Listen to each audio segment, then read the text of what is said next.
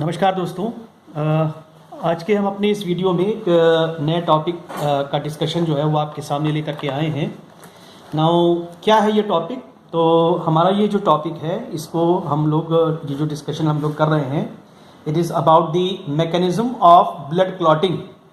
तो आपको ये पता है कि ब्लड क्लॉटिंग की क्या मैकेनिज्म होती है, किस तरीके से ब्लड क्लॉट करता है, ब्लड का कोagulation होता है अपॉन एन इंजरी, उसका डिस्कशन हम लोग अपने इस टॉपिक में आज स्टार्ट करेंगे। आप सभी को पता है कि जब भी कहीं ह्यूमन बॉडी में कोई इंजरी होती है, ब्लड वेसल्स जो है वो बस्ट करती फटती हैं, विकट होता है। तो अब इस दौरान होता यह है कि 2 से 3 मिनट में, या कभी कभी किसी दूसरे पेशेंट में ये 5 मिनट भी ये टाइम हो सकता है, तो विद इन 2 to 3 मिनट्स उस कट एरिया में, उस प्रभावित स्थान पर एक जो है ब्लड का क्लॉट बनता है, थक्का बनता है। तो ब्लड के इस क्लॉट के फॉर्मेशन में जो स्टेप्स इन्वॉल्व हैं उसी का डिस्कशन हम लोग यहाँ पे आज करने वाले हैं। तो देखिए, ब्लड क्लॉटिंग जो है वो अपने आप में एक बहुत ही कॉम्प्लेक्स केमिकल प्रोसेस है, बहुत ही कॉम्प्लेक्स केमिकल रिएक्शन है blood clotting. So it is a complex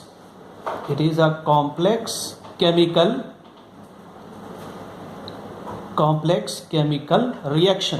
तो अपॉन एन इंजरी, अगर कहीं किसी को चोट लगती है तो उस दौरान वहाँ के जो डैमेज्ड सेल्स हैं, उस डैमेज टिश्यू के जो सेल्स हैं और कुछ ब्लड सेल्स हैं, उनके थ्रू कुछ ऐसे केमिकल्स, कुछ ऐसे फैक्टर्स जो है उनका रिलीज़ होता है, जिसकी वजह से उस प्रभावित स्थान पर, उस इंजर्ड एरिया में एक इनसॉल्युबल ब्लड क्लॉट का फॉर्मेशन हो जाता है। और उस इनसॉल्युबल ब्लड क्लॉट के फॉर्मेशन की वजह से वहाँ पर जो ब्लीडिंग हो रही है उसका सेसेशन हो जाता है, ब्लीडिंग स्टॉप हो जाती है।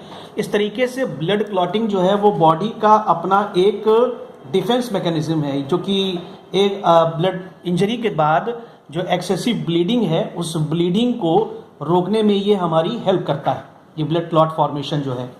अब ब्लड क्लॉटिंग जो है वो, जैसे कि मैंने भी आपको बताया कि ये कॉम्प्लेक्स केमिकल रिएक्शन के थ्रू होता है। कुछ protein factors, approximately there are 13 factors including, जिसमें कैल्शियम भी एक फैक्टर है। कुछ ब्लड प्रोटीन्स जो हैं वो एक्टिव हो करके इस पूरे मैकेनिज्म को कंप्लीट करती हैं। तो ब्लड क्लॉटिंग को करने के लिए हमारे ह्यूमन बॉडी के अंदर 3 स्टेप्स होते हैं। स्टेप नंबर 1, स्टेप नंबर 2 और स्टेप नंबर 3। अब हम लोग ये देखेंगे कि ब्लड क्लॉटिंग के दौरान जो ये स्टेप्स होते हैं, इन स्टेप्स में क्या क्या इवेंट्स होते हैं, क्या क्या बदलाव होते हैं, क्या क्या केमिकल रिएक्शंस होती हैं। तो अगर हम बात करें कि स्टेप 1 की, तो स्टेप 1 के दौरान जो होने वाले इवेंट्स हैं, घटनाएं हैं, वो क्या होती हैं। तो सबसे पहली बात तो ये कि स्टेप 1 में जो सबसे पहली चीज़ होती है कि there is contraction of blood vessels. तो सबसे पहली बात तो ब्लड वेसल्स का कॉन्ट्रैक्शन होता है, ब्लड वेसल कॉन्ट्रैक्शन होता है। तो देखिए, जहाँ कहीं भी इंजरी होती है वहाँ पर सबसे पहला इवेंट, सबसे पहली घटना तो ये हो गई कि ब्लड वेसल्स का जो है वो कॉन्ट्रैक्शन हो गया। अब उसके बाद क्या होता है, ब्लड वेसल्स के कॉन्ट्रैक्शन के बाद जो इंजर्ड सेल्स हैं टिश्यूज़ के, भाई कहीं अगर इंजरी होगी तो वहाँ पर कुछ जो टिश्यू है उस टिश्यू को डैमेज होगा, वहाँ के सेल्स डैमेज होंगे उस टिश्यू के। तो ब्लड वेसल्स के कॉन्ट्रैक्शन के बाद दूसरा जो सबसे इम्पॉर्टेंट इवेंट होता है वो ये कि damaged cells of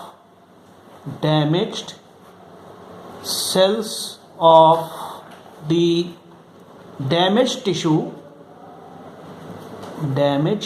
tissue release a factor called factor third, or release a factor called factor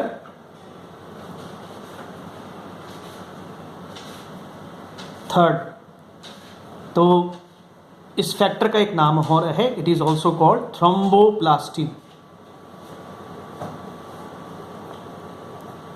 thromboplastin. तो देखिए, अभी स्टेप 1 ही चल रहा है और इस स्टेप 1 में जो कि ब्लड क्लॉटिंग की जो ये कॉम्प्लेक्स केमिकल रिएक्शन है, इसमें सबसे पहली बात तो ये सबसे पहला इवेंट ये हुआ कि immediately just after the injury, जो डैमेज टिश्यू है, टिश्यू को डैमेज हुआ इंजर्ड पार्ट के, तो सबसे पहला इवेंट तो ये हुआ कि उस एरिया में, उस इंजर्ड एरिया में जो ब्लड वेसल्स हैं उनका एकदम से कॉन्ट्रैक्शन हो गया। और ब्लड वेसल्स के कॉन्ट्रैक्शन के बाद जो डैमेज टिश्यू के जो डैमेज्ड सेल्स थे, उन सेल्स के थ्रू एक फैक्टर रिलीज किया गया and that factor is called factor third, और इसको थ्रोम्बोप्लास्टिन भी कहा जाता है। This factor is called thromboplastin. अब देखिए उसके बाद क्या है, इसी स्टेप फर्स्ट में थ्रोम्बोप्लास्टिन के रिलीज के बाद, फैक्टर थर्ड के रिलीज के बाद, ब्लड वेसल्स के कॉन्ट्रैक्शन के बाद इसी स्टेप 1 में जो तीसरा जो इम्पॉर्टेंट इवेंट होता है वो क्या है, वो देखिए कि भाई देखिए जहाँ भी इंजरी कहीं होगी तो इस इंजर्ड पार्ट में टिश्यू के जो सेल्स हैं वो तो डैमेज होंगे ही होंगे, साथ साथ में वहाँ पर जो प्लेटलेट्स हैं उन प्लेटलेट्स का भी डैमेज होगा, ठीक है ना। तो जो इंजर्ड पार्ट के, इंजर्ड एरिया के जो प्लेटलेट्स हैं वो भी एक फैक्टर रिलीज करते हैं and that factor is called platelet factor third और प्लेटलेट थ्रोम्बोप्लास्टिन। तो प्लेटलेट फैक्टर थर्ड और प्लेटलेट थ्रोम्बोप्लास्टिन का रिलीज होता है। ये तीसरा इवेंट है स्टेप फर्स्ट का, प्लेटलेट थ्रोम्बोप्लास्टिन का रिलीज होता है। तो देखिए immediately just after the injury, सबसे पहली बात तो ब्लड वेसल्स का कॉन्ट्रैक्शन हुआ उस इंजर्ड एरिया में, फिर जो डैमेज्ड सेल्स थे, जो डैमेज टिश्यू के, उससे एक फैक्टर रिलीज हुआ which is called factor third और थ्रोम्बोप्लास्टिन। और इसी स्टेप 1 में जो उस डैमेज्ड एरिया के जो प्लेटलेट्स थे उनको भी डैमेज होगा, तो उन डैमेज्ड प्लेटलेट से भी एक फैक्टर रिलीज होगा and that factor is called platelet factor third और प्लेटलेट थ्रोम्बोप्लास्टिन। तो देखिए यहाँ पर ब्लड वेसल्स के कॉन्ट्रैक्शन, फिर डैमेज्ड सेल्स से थ्रोम्बोप्लास्टिन का रिलीज, फिर डैमेज्ड प्लेटलेट से प्लेटलेट फैक्टर थर्ड और प्लेटलेट थ्रोम्बोप्लास्टिन का रिलीज जब हो जाता है तो यहीं पर जो है ये स्टेप 1 के सारे इवेंट जो है वो पूरे हो जाते हैं, ठीक है। तो स्टेप 1 में देखिए और क्या होता है, अब ये दोनों जो फैक्टर निकले हुए हैं जिसमें कि डैमेज सेल से थ्रोम्बोप्लास्टिन और फैक्टर थर्ड निकला, फिर डीजेनरेटेड प्लेटलेट से डिसइंटीग्रेटेड प्लेटलेट से प्लेटलेट फैक्टर थर्ड और प्लेटलेट थ्रोम्बोप्लास्टिन निकला। अब ये दोनों क्या करते हैं, तो इधर देखिए कि इसी स्टेप 1 में जो ये फैक्टर थर्ड है, फैक्टर थर्ड जिसका कि नाम अभी आप लोगों ने जिसको बोला कि इट इज थ्रोम्बोप्लास्टिन, थ्रोम्बोप्लास्टिन इसे कहा, it is released by the damaged cells of the damaged tissue. तो ये प्लेटलेट फैक्टर थर्ड और थ्रोम्बोप्लास्टिन जो कि डैमेज सेल से निकल रहा है, ये कंबाइन कर गया किससे, जो डीजेनरेटेड प्लेटलेट्स हैं उससे जाकर के ये जुड़ जाते हैं, ये केमिकल कॉम्बिनेशन होती है इन दोनों के बीच में। प्लेटलेट फैक्टर थर्ड और प्लेटलेट थ्रोम्बोप्लास्टिन, ये दोनों आपस में प्लेटलेट थ्रोम्बोप्लास्टिन इन दोनों का आपस में केमिकल कॉम्बिनेशन हो गया।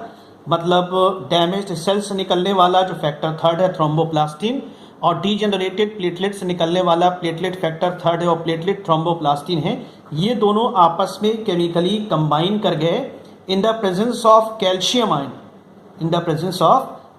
आयन, और इन दोनों के केमिकल कॉम्बिनेशन से एक एंजाइम का फॉर्मेशन होगा और that enzyme is called prothrombinase.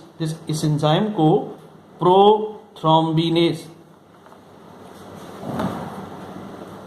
Prothrombinase enzyme जो है वो कहा जाता है। तो देखिए ये बहुत इंपॉर्टेंट इवेंट है ब्लड क्लॉटिंग के स्टेप फर्स्ट का, जो ये मैकेनिज्म चल रहा है उससे, ठीक है।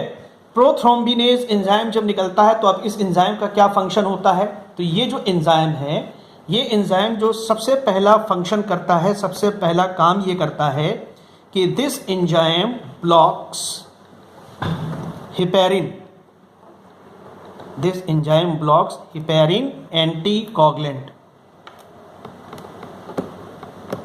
ये जो एंजाइम है ये हेपेरिन एंटीकोगुलेंट को ब्लॉक करता है। आप लोग जानते हैं कि हेपेरिन लीवर में बनने वाली एक ब्लड के प्लाज्मा में प्रेजेंट उसमें फ्लोट करती हुई एक प्रोटीन है, और हमारे ब्लड में ये हेपेरिन ब्लड प्लाज्मा में फ्लोट करती रहती है, उसमें सर्कुलेट होती रहती है। ये एक पोटेंट एंटीकोगुलेंट है, मतलब ब्लड वेसल्स के अंदर ब्लड का कोगुलेशन ना हो, इसको ये हेपेरिन प्रोटीन जो है वो प्रिवेंट करती है। अब इस वक्त चूंकि ब्लड क्लॉटिंग चल रही है, आपको क्लॉटिंग को प्रमोट करना है, और ऐसा कोई एंटी क्लॉटिंग फैक्टर अगर मौजूद होगा तो वो ब्लड क्लॉटिंग के टाइम को डिले करेगा, ब्लड क्लॉटिंग को नहीं होने देगा। तो सबसे पहली बात तो आपको उस एंटी क्लॉटिंग फैक्टर को ब्लॉक करना पड़ेगा, उसे डीएक्टिवेट करना पड़ेगा, जो कि पहले से हमारे ब्लड में मौजूद होता है। इसका भी अपना सिग्निफिकेंस है कि ये ब्लड वेसल्स के अंदर ये जो हेपेरिन एंटीकोगुलेंट है वहाँ पर ब्लड वेसल्स के अंदर ये ब्लड की क्लॉटिंग को प्रिवेंट करता है, क्योंकि ब्लड वेसल्स के अंदर अगर ब्लड का क्लॉटिंग हो जाएगा तो वहाँ पर ब्लड का सर्कुलेशन रुक जाएगा, और जो ब्लड वेसल्स उनका हैमरेज भी हो सकता है। तो इसलिए सबसे पहली बात तो अब चूँकि इंजरी हुई है, इंजरी के दौरान हमको क्लॉटिंग करवानी है, तो सबसे पहली बात तो हम लोग इस हेपेरिन को जो है वो इनएक्टिव करेंगे, तभी ये काम हो पाएगा। तो ये दो कुछ खास इवेंट्स हैं जो कि ब्लड क्लॉटिंग के इस कॉम्प्लेक्स केमिकल प्रोसेस में जो तीन स्टेप्स होते हैं, तीन में से जो स्टेप 1 है, उस स्टेप 1 में होने वाले ये कुछ इंपॉर्टेंट इवेंट्स आपके सामने यहाँ पर पेश है। तो जो सबसे पहला, जब कभी भी इंजरी होगी तो सबसे पहला काम तो ये होगा कि उस इंजर्ड एरिया की जो ब्लड वेसल्स है उनका इमीडिएट कॉन्ट्रैक्शन होगा।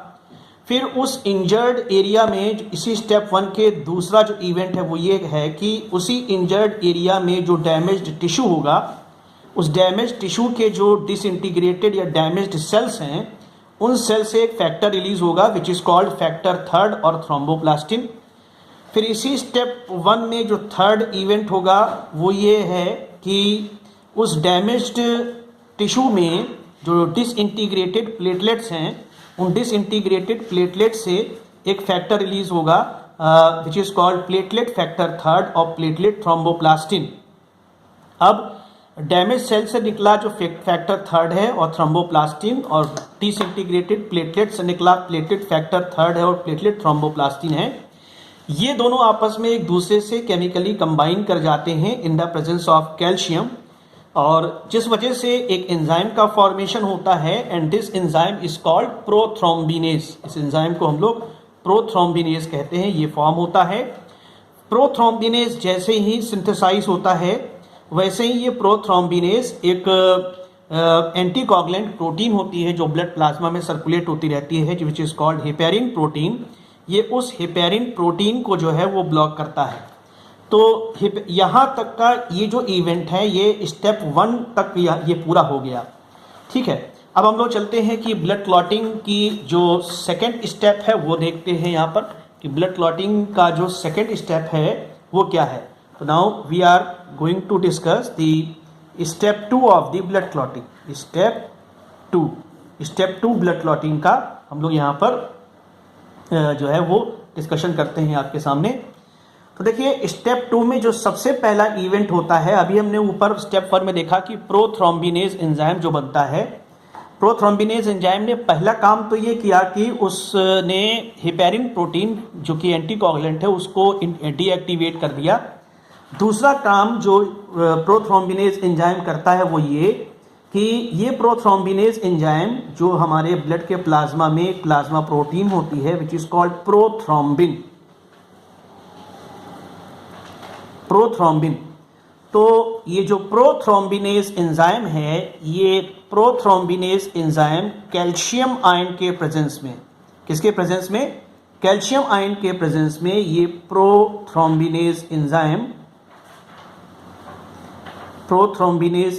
जो है वो प्रोथ्रोम्बिन जो कि इनएक्टिव है, इनएक्टिव प्रोटीन है, ब्लड प्लाज्मा प्रोटीन है, इसको एक्टिव फॉर्म में कन्वर्ट करता है और इसकी एक्टिव फॉर्म को हम लोग थ्रोम्बिन कहते हैं। तो स्टेप 2 में हम ये देख रहे हैं कि जो इनएक्टिव प्लाज्मा प्रोटीन है प्रोथ्रोम्बिन, उसका थ्रोम्बिन में एक्टिवेशन हो रहा है in the presence of prothrombinase enzyme and calcium ions. ठीक है, तो स्टेप 2 का जो इवेंट है वो थोड़ा सा छोटा है, और इस इवेंट के दौरान जो घटनाएं हुई वो ये कि प्रोथ्रोम्बिन जो है उसका एक्टिवेशन थ्रोम्बिन में हुआ in the presence of prothrombinase enzyme and calcium ion. ठीक है, अब जी इसके बाद जो है अब आता है स्टेप 3। तो स्टेप 2 में केवल इतने ही इवेंट रहेंगे। अब हम लोग चलते हैं और ब्लड क्लॉटिंग के इस मैकेनिज्म के स्टेप 3 को यहाँ पर डिस्कस करते हैं। तो स्टेप 3 में क्या होता है, जैसे अभी स्टेप 2 में हमने देखा कि जो प्रोथ्रोम्बिन है उसका एक्टिवेशन थ्रोम्बिन में हो गया। ठीक है ना। अब होता यह है कि ब्लड में वो वीडियो लंबा बना। तो देखिए स्टेप 2 में हमने देखा था कि प्रोथ्रोम्बिन जो है वो थ्रोम्बिन में एक्टिव हुआ। अब स्टेप 3 आते हैं ब्लड क्लॉटिंग के मैकेनिज्म का तीसरा और आखिरी स्टेप ये है कि इस स्टेप में होगा ये कि देखिए जो थ्रोम्बिन एक्टिव हुआ था, ये थ्रोम्बिन क्या करता है, ये ब्लड के प्लाज्मा में एक और प्रोटीन, इनएक्टिव प्रोटीन होती है जिसको आप लोग कहते हो फाइब्रिनोजिन।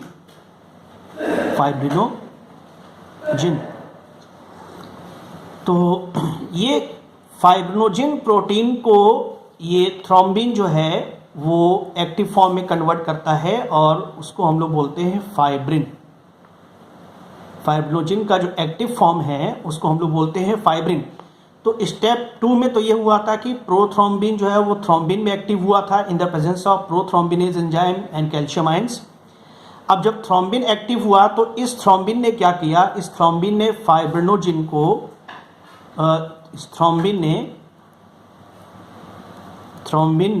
इस फाइब्रिनोजिन को एक्टिव थ्रोम्बिन ने इस फाइब्रिनोजिन को फाइब्रिन में कन्वर्ट कर दिया।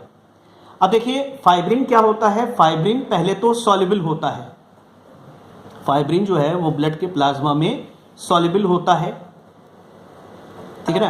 तो अगर ये सॉल्युबल रहेगा तो जाहिर सी बात है कि ये घुलित अवस्था में रहेगा तो ये ब्लड की क्लॉटिंग नहीं करवा पाएगा। यहाँ पे ज़रूरत ये है कि जो फाइब्रिन अपनी सॉल्युबल फॉर्म में है वो इनसॉल्युबल फॉर्म में जाए, फाइब्रिन प्रोटीन के फाइबर्स बने और उन फाइबर्स के कॉम्बिनेशन से एक नेटवर्क बने और उस नेटवर्क में कुछ हमारे ब्लड के सेल्स जा कर के जो है स्टक हो जाते हैं, फंस जाते हैं, जिसकी वजह से उस क्लॉट का जो है वो फॉर्मेशन होता है। तो सबसे पहली बात तो फाइब्रिन जो है वो इनसॉल्युबल फॉर्म में कन्वर्ट हो, तो जो सॉल्युबल फाइब्रिन है उसको इनसॉल्युबल फॉर्म में कन्वर्ट करने के लिए जो 13 ब्लड क्लॉटिंग फैक्टर थे, उन 13 ब्लड क्लॉटिंग फैक्टर्स में जो 13th फैक्टर है, फाइब्रिन स्टेबलाइजिंग फैक्टर इसको बोलते हैं, जो 13th ब्लड क्लॉटिंग फैक्टर है वो क्या करता है, वो इस सॉल्युबल फाइब्रिन को इनसॉल्युबल फाइब्रिन फाइबर्स में कन्वर्ट करता है। तो ये ब्लड क्लॉटिंग फैक्टर्स, इनकी टोटल संख्या जो है वो 13 होती है, हम आपको डिस्कस कर देंगे इसमें। तो अब इसमें यह है कि जब जैसे ही इनसॉल्युबल फाइब्रिन फाइबर्स बनते हैं, they form a network. Insoluble fibrin fibre से एक नेटवर्क जो है वो बनता है। इस नेटवर्क में जितने भी ब्लड वेसल्स हैं, स्पेशली दी डीजेनरेटेड प्लेटलेट्स और कुछ आरबीसीज, तो ये नेटवर्क में जा कर के ब्लड सेल्स जो हैं वो स्टक हो जाते हैं, वो फंस जाते हैं। ब्लड सेल्स के स्टक होने की वजह से वहाँ पर एक सॉलिड क्लॉट का जो है फॉर्मेशन होता है, सॉलिड क्लॉट जो है वो बन जाता है। तो इस तरीके से हम ये देखते हैं कि तीनों स्टेप के बाद उस इंजर्ड पार्ट में, उस इंजर्ड एरिया में एक सॉलिड ब्लड क्लॉट का जो है वो फॉर्मेशन होता है। अब ये तो हमने आपको मोटे मोटे तौर पे बता दिया कि देखिए क्या क्या क्या इवेंट्स होते हैं ब्लड क्लॉटिंग के इस टोटल पूरी मैकेनिज्म में। ठीक है, तो अब हम इसको अगर एक चार्ट के फॉर्म में इसको थोड़ा सा कन्वर्ट करें और उसको शॉर्ट में देखें तो हम ये देखते हैं कि किस तरीके से इसका एक टेबुलर फॉर्म जो है वो तैयार किया जा सकता है। तो देखिए सबसे पहली बात तो जो इंजर्ड